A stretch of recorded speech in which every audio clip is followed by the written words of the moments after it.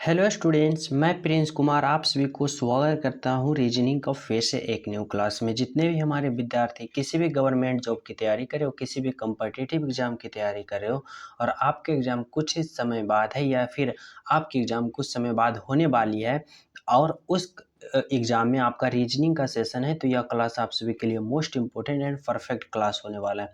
और मैं बता दूं कि यह क्लास आप सभी को सुबह और शाम दोनों टाइम प्रोवाइड कराया जाता है ताकि हमारे जितने भी स्टूडेंट हो ज़्यादा प्रैक्टिस कर पाएँ। अगर आप सभी को पता होगा कि जो विद्यार्थी ज़्यादा प्रैक्टिस करेगा वह उस सब्जेक्ट में ज़्यादा नंबर एग्जाम हॉल में इंक्रीज कर पाएगा, समझो। इसीलिए आप सभी को यह क्लास सुबह शाम दोनों टाइम प्रोवाइड कराया जाता है। और मैं बता दूं कि इस क्लास में जिस प्रकार का आपका पैटर्न लिया गया है, यानी एग्जाम बेस्ड कंटेंट तैयार किया गया है, जिस प्रकार आपका प्रश्न पत्र आपका एग्जामिनर तैयार करता है, यानी कि आप सभी को इस क्लास में देखने को मिलेगा हर चैप्टर से एक एक प्रश्न देखने को मिलेगा और सिखाया जाएगा कि इन सभी प्रश्न को ओनली 7 से 8 सेकेंड में मात्र आप लोग किस प्रकार सोल्यूशन करके राइट आंसर पता कर पाओगे, समझो। तो आप लोग सभी प्रश्न को बारीकता से लगाना और क्लास में 100% फोकस करना। तो चलो शुरू करते हैं। पहला प्रश्न समझने की कोशिश करना। देखो, पहला प्रश्न क्या आप सभी के लिए दिया गया है। पहला प्रश्न का रहा है कि नीचे दिए गए प्रश्न में संबंधित शब्द को चुनिए। संबंधित शब्द को चुनिए। यहाँ पे देखो, आप सभी को संबंध बताना है कि मलेरिया और मच्छर, यानी मलेरिया का संबंध मच्छर से जिस प्रकार है, रेबीज का संबंध यहाँ पे उसी प्रकार किससे होगा, आप सभी को बताना होगा। तो देखो, यहाँ पे एक ऑप्शन की बात करें तो यहाँ पे ऑप्शन डी मान लो, जैसे हम कहते हैं कुत्ता। चलो, यहाँ ऑप्शन डी छूट गया था। चलो, अब बताना है आप सभी को कि मलेरिया का संबंध मच्छर से जिस प्रकार है, रेबीज का संबंध यहाँ पे उसी प्रकार किससे होगा। तो देखो, आप सभी को सोचना और समझना होगा किस प्रकार से। तो आप लोग पहले खुद से सोचो और समझो, राइट आंसर आ जाए ना तो हमसे पहले कमेंट में करते चलना, समझो। और फिर मैं तो बता ही रहा हूँ, समझो।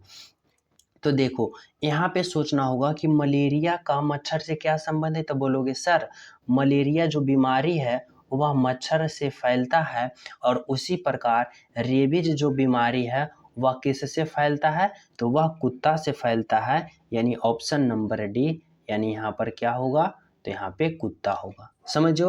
यानी जिस प्रकार मलेरिया मच्छर से फैलता है उसी प्रकार रेबीज किससे फैलता है, तो कुत्ता से फैलता है, यानी कि डॉग से होता है। डॉग यानी कुत्ता के काटने से मलेरिया होता है, और यहाँ पे मच्छर के काटने से मलेरिया और कुत्ता के काटने से रेबीज। इस प्रकार से यहाँ पे संबंध बता सकते हो, राइट आंसर पता कर सकते हो, समझ गए हो। तो चलो, अगला प्रश्न देखना क्या है। 2 नंबर का प्रश्न समझना। 2 नंबर का प्रश्न देखो क्या दे रखा है कि श्रृंखला को पूरा करें। श्रृंखला को पूरा करें, यानी यहाँ पे आप सभी को बताना है, या जो नंबर सीरीज है ना, यहाँ पे वाट की जगह क्या होगा, जो आप सभी को सोचना होगा। तो जब भी ऐसा नंबर सीरीज वाले प्रश्न आ जाए तो आप लोग किस प्रकार से सोचोगे, तो आप लोग इस प्रकार से सोचना कि आखिर यह जो सीरीज है ना किस प्रकार का है। तो बोलोगे सर, यह सीरीज धीरे धीरे इंक्रीज हो रहा है, और यहाँ वाट की जगह क्या होगा जो आप सभी को बताना होगा। और कैसे होगा, तो देखो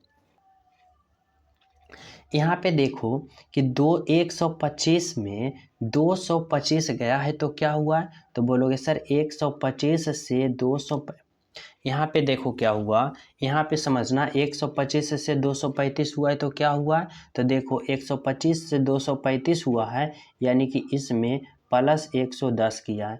आगे देखो 235 से 345 हुआ है तो इसमें भी क्या किया है, तो प्लस 110 किया है।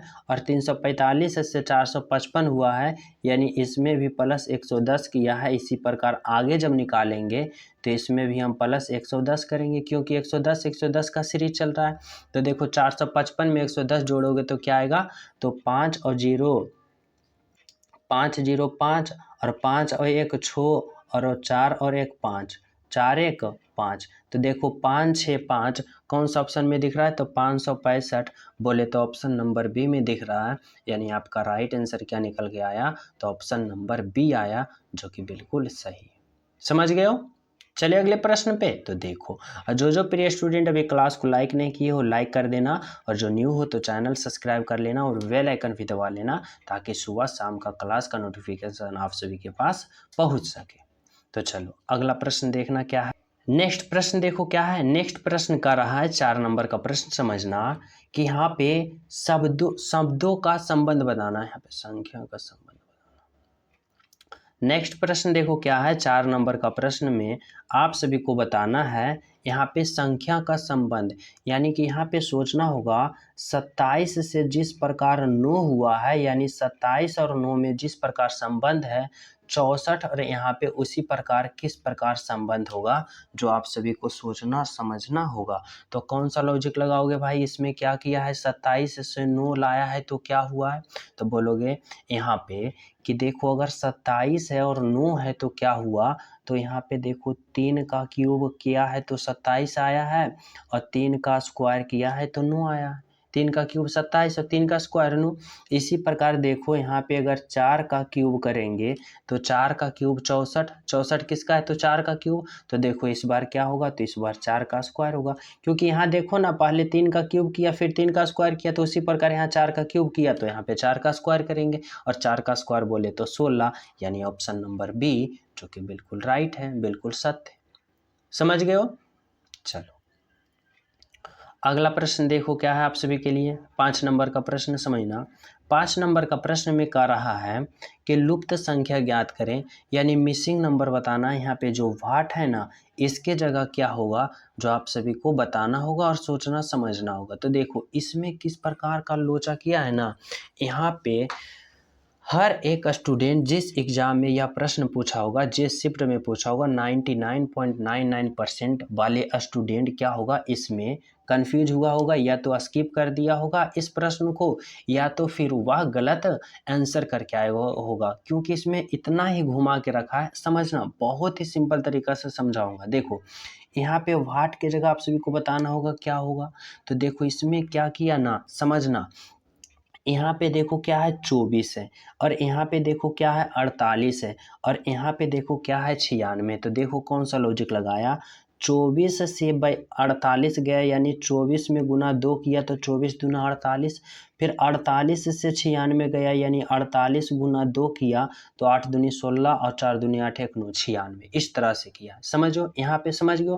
आगे देखो क्या किया कि 16 से 32 गया, यानी इस घर से इस घर गया और इस घर गया, तो देखो 16 से 32 गया तो गुना 2 किया, और 32 से 64 गया तो फिर गुना 2 किया, 32 दूना 64, यानी 2 2 गुना कर रहा है। तो देखो इस घर से इस घर में गया तो क्या किया, तो गुना 2 किया, तो गुना 2 किया, यानी 13 गुनी 2 26, और इस घर से इस घर में जाएगा तो फिर गुना 2 करेगा तो 26 दूना करेगा, तो 26 दूना 52, यानी 52 कौन सा ऑप्शन में दिख रहा है, तो देखो ऑप्शन डी में दिख रहा है। यानी यहाँ पर क्या भरोगे, तो यहाँ पे 52 भरोगे, जो कि आपका राइट आंसर है। समझ गए हो ना। देखो चलो अगला प्रश्न समझो क्या है। देखो 6 नंबर का प्रश्न समझना। 6 नंबर का प्रश्न में करा रखा है कि प्रश्न आकृति में से उत्तर आकृति में निहित है, यानी इसके कहने का मतलब है ना, यह जो प्रश्न आकृति है, कौन सा उत्तर ऑप्शन वाले, कौन सा ऑप्शन में यह उत्तर आकृति में यह प्रश्न आकृति समाहित है, यानी सम्मिलित है, जो आप सभी को बताना होगा। तो किस प्रकार से, देखो कैसे, तो इस प्रकार से ऐसे है, फिर इधर आया, फिर इधर आया, फिर इधर आया, इस तरह से।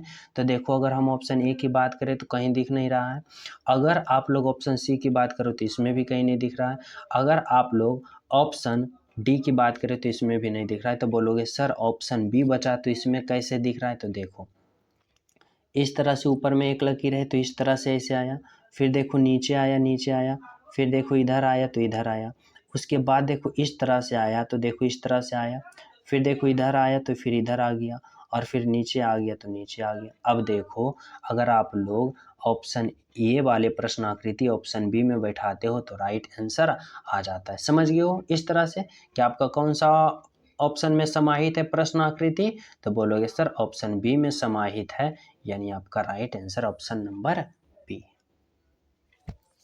समझ गए हो। चलो अगला प्रश्न देखना क्या है। अगला प्रश्न समझो 7 नंबर का प्रश्न।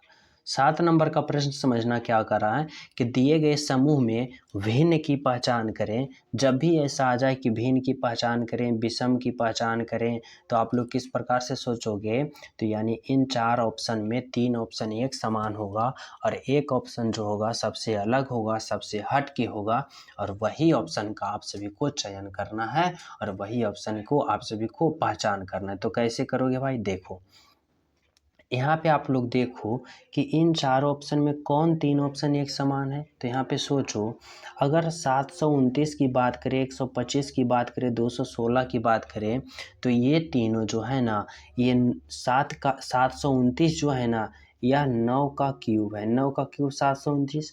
125 जो है ना, यह 5 का क्यूब है 125। और 216 जो है ना, 216 यह है जो 6 का क्यूब है। क्या है, 6 का क्यूब है।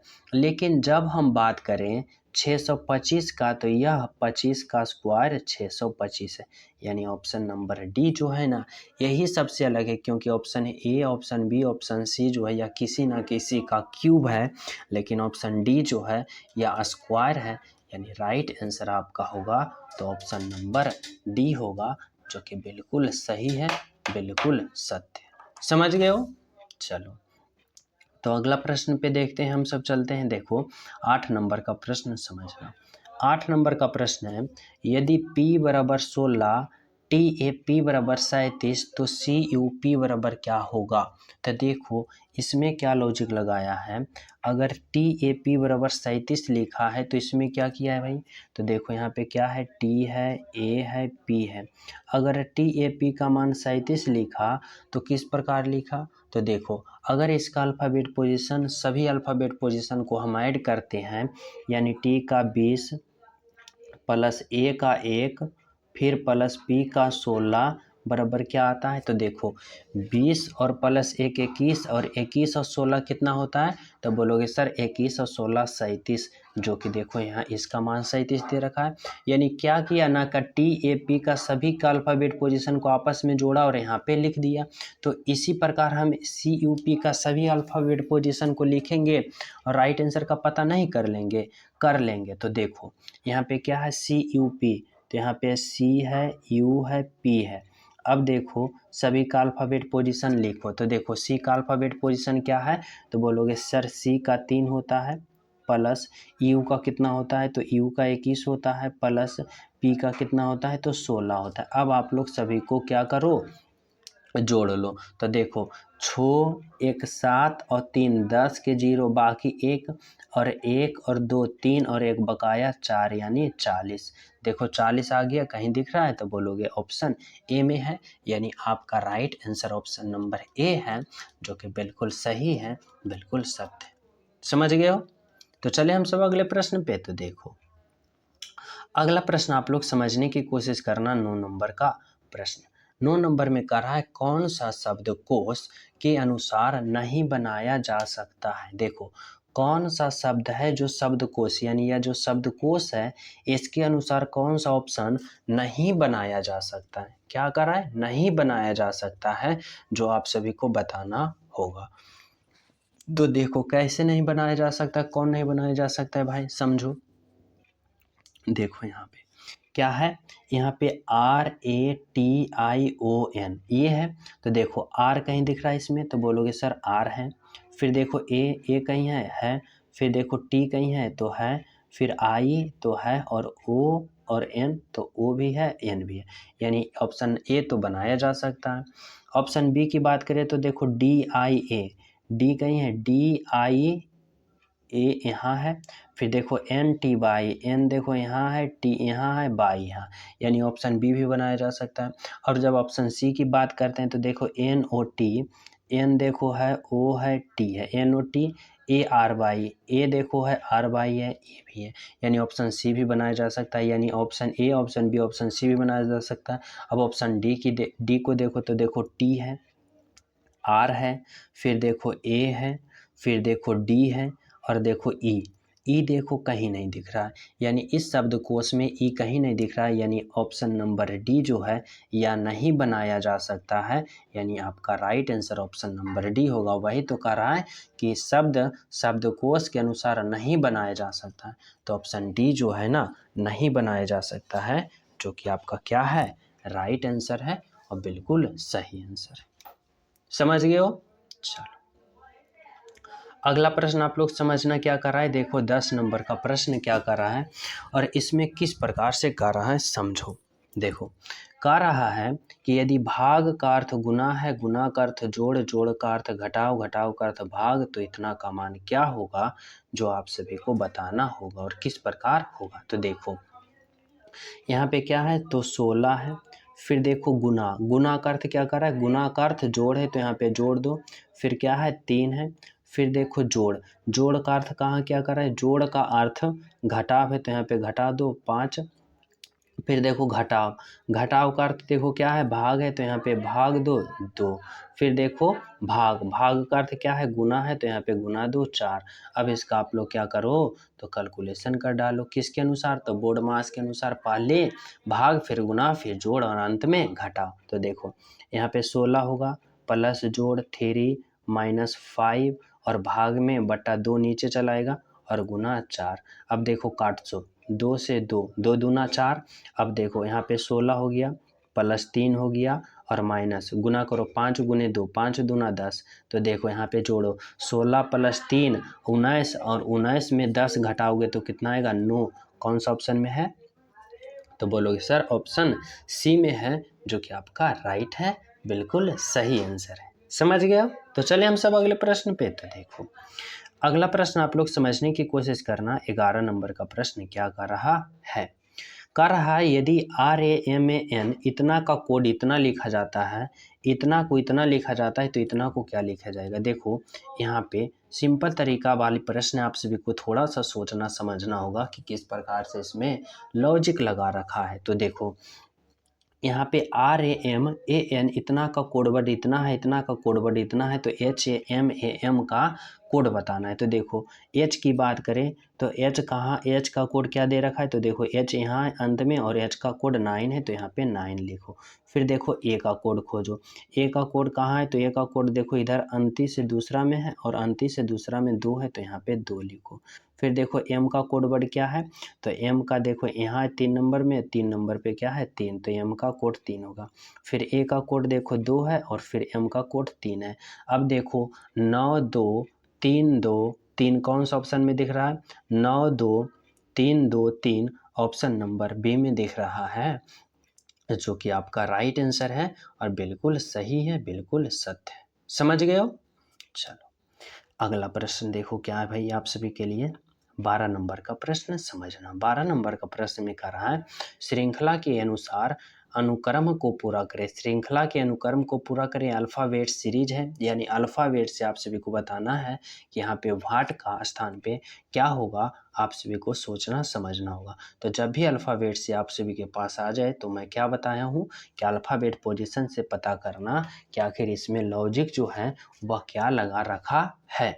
जैसे कि यहाँ पे सी का कितना होता है, तो 3 होता है, एफ का 6 होता है और आई का 9 होता है और एल का 12 होता है। अब देखो यहाँ पे क्या हो रहा है समझना कि देखो सी से एफ गया यानी 3 से 6 गया तो क्या हुआ, तो बोलोगे सर 3 से 6 गया तो +3 हुआ। इसी प्रकार देखो एफ से आई गया यानी 3 से 9 गया तो क्या हुआ, तो बोलोगे सर यहाँ भी +3 हुआ। फिर देखो आई से एल गया यानी 9 से 12 गया तो बोलोगे सर यहाँ भी +3 हुआ। इसी प्रकार जब आई से आगे जाएगा तो यहाँ भी आप लोग +3 करोगे तो +3 +3 +3 यानी कि एल में जब +3 करोगे तो एल का अल्फ़ाबेट पोजीशन 12 और 12 में 3 जोड़ोगे तो 15 और 15 जो होता है वह ओ का होता है, यानी यहाँ पर ओ दोगे। समझ हो ना। अब इसी प्रकार देखो इसमें 22 से टी गया तो 22 का अल्फ़ाबेट पोजीशन 25 और टी का कितना होता है, तो बोलोगे सर टी का होता है 20, तो 25 से 20 गया तो क्या होगा, तो बोलोगे सर 25 से 20 गया यानी कि 5 हुआ, यहाँ पे क्या हुआ -5 हुआ, 25 से 20 जाएगा -5। फिर देखो टी से ओ गया, टी का अल्फ़ाबेट पोजीशन क्या होता है 20 और ओ का 15, तो टी से 20 गया यानी टी का 20 और ओ का 15 यानी 20 से 15 गया तो यहाँ भी -5 हो रहा है। इसी प्रकार देखो ओ से एल गया तो ओ का 15 और जे का 10, तो 15 से 10 गया यानी यहाँ भी क्या हुआ तो -5 हुआ। तो देखो जे से आगे जाएगा तो यहाँ भी -5 होगा। तो जे का अल्फ़ाबेट पोजीशन 10 और जब 10 में 5 जाएगा तो 10 में 5 जाएगा तो 5 और 5 जो अल्फ़ाबेट पोजीशन होता है वह ई का होता है। वह किसका होता है? तो वह ई का होता है यानी यहाँ पर ई होगा। तो देखो ओ और ई हो गया। आगे देखो क्या है? आगे देखो यहाँ पे डी है। इस प्रकार से समझना। देखो यहाँ पे डी है, डी से कहाँ चला एच की ओर, तो डी का अल्फ़ाबेट पोजीशन 4 और एच का 8, तो 4 से 8 गया तो बोलोगे सर यहाँ पे +4 हुआ। फिर देखो एच का कितना होता है 8 और एल का 12, तो 8 से 12 गया यानी +4 यहाँ भी हुआ। फिर देखो एल से पी गया यानी एल का 12 और पी का 16, तो 12 से 16 गया +4। इसी प्रकार जब पी से आगे जाएगा तो यहाँ भी क्या करोगे +4 करोगे। तो पी का अल्फ़ाबेट पोजीशन 16 और 16 में 4 जोड़ोगे 20 और 20 जो अल्फ़ाबेट पोजीशन होता है वह टी का होता है। तो यहाँ पे क्या आया ओ आया, ई आया, टी आया। कौन सा ऑप्शन में दिख रहा है ओ ई टी? तो बोलोगे सर ओ ई टी की बात करें तो ऑप्शन ए में दिखा, जो कि आपका राइट आंसर है और बिल्कुल सही है। समझ गए हो यहाँ तक? क्या किया? तो इस प्रकार से किया। तो चले हम सब अगले प्रश्न पे। तो देखो अगला प्रश्न आप लोग समझना, यहाँ पे क्या कर रहा है इस वाले प्रश्न में, यहाँ पे कर रहा है ना, आप सभी को बताना होगा कि यदि जोड़ का अर्थ घटाव है, घटाव का अर्थ गुना है, गुना का भाग है, भाग का जोड़ है, तो इतना मान क्या होगा। तो देखो जो जो मान कर रहा है वैसे वैसे रखो। तो देखो 2 है, भाग का मान देखो क्या है, भाग का मान जोड़ है तो यहाँ पे जोड़ 2 6। फिर देखो गुना, गुना का मान भाग है तो यहाँ पे भाग 2, गुना का मान क्या है भाग है तो यहाँ पे भाग 2 6 6 हो गया। आगे देखो भाग, भाग का मान फिर क्या है जोड़ है तो यहाँ पे जोड़ 2 2। अब इसका क्या करो तो आप लोग कैलकुलेशन करो। तो देखो इस तरह से कैलकुलेशन करोगे, पहले भाग का फिर गुना का फिर जोड़ का अंत में घटाव का। यहाँ पे क्या होगा 2 प्लस 6 में 6 भाग दोगे तो 1 और फिर +2। अब जोड़ो 2 1 3 और 2 5, यहाँ पे 5 आया यानी आपका राइट आंसर क्या हुआ तो ऑप्शन नंबर डी हुआ, जो कि बिल्कुल सही है, बिल्कुल सत्य है। समझ गए हो? चलो अगला प्रश्न देखो क्या है। यहाँ पे ये प्रश्न आप सभी को बताना होगा कि नीचे दिए गए प्रश्न में संबंधित शब्द को चुनिए। यहाँ पे आप सभी को संबंध बताना होगा कि लंबाई का संबंध जिस प्रकार मीटर से है, विद्युत शक्ति का यहाँ पे क्या होगा। तो बहुत ही सिंपल है, यहाँ पे समझना लंबाई का सही मात्रा क्या होता है तो मीटर होता है।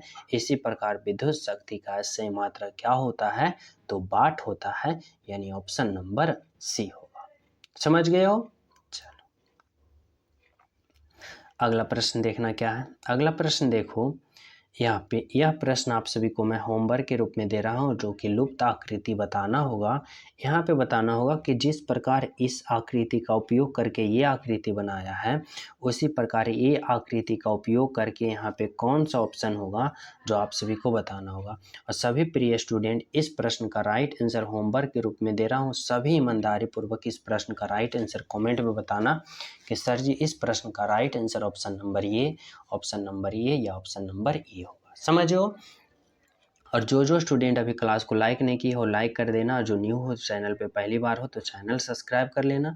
तो मिलते हैं आप सभी को अगले क्लास में, जब तक सभी को हमारे तरफ से जय हिंद।